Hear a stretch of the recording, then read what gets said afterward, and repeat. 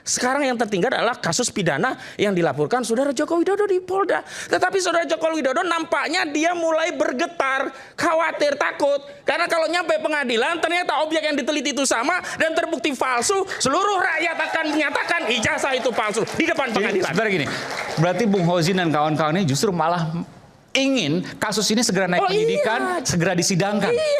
Tersangka nggak ada masalah, tapi naik penyidikan, disidangkan. Sianipar itu minta agar Saudara Joko Widodo tidak mencabut perkara. Karena hari ini saya lihat ada sebuah upaya untuk membinjam otoritas kekuasaan untuk melerai agar ini berdamai sehingga tidak perlu lagi ijazah itu sampai ke pengadilan. Sekarang PSI mulai bercampur suara. Saya tegaskan lagi. Jadi Mas Roy tersangka, Dr. Tifa tersangka, Bang Rismon tersangka.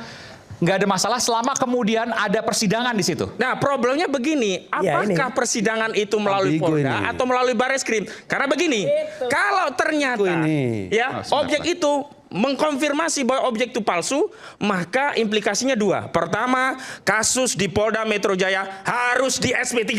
Yang kedua, kasus di Bareskrim harus dibuka kembali. Jangan memaksakan peradilan pada proses yang ada pada klien kami sebagai terlapor. Ini yang saya sebut tidak equal. Ini yang sebut tidak adil. Ini yang sebut sejak dulu kami mempertimbangkan banyak hal untuk mengambil upaya hukum. Kenapa? Khawatirnya justru akan melegitimasi seperti apa yang sudah dilakukan kawan-kawan di beberapa pengadilan. Di NU itu pun ketika di NU diambil alih, diadopsi seolah-olah Saudara Jokowi sudah menang, padahal NU yang namanya NU itu kosong-kosong. Jadi tidak ada alasan bagi kami untuk khawatir apalagi gentar terhadap persoalan yang sudah diajukan ke pengadilan. Bahkan Rismon Sianipar Hasiolan sudah mengeluarkan effort yang besar untuk melanjutkan itu, dan kami melayani itu dengan agar Bareskrim membuka kembali. Dan silahkan Bareskrim punya ahli, ayo kita adu dengan Dr. Roy Suryo dan Dr. Rismon Sianipar Hasiolan, dan biarkan rakyat melihatnya, jangan ada yang ditutup-tutupi lagi. Oke, baik. Boleh saya tanggapi?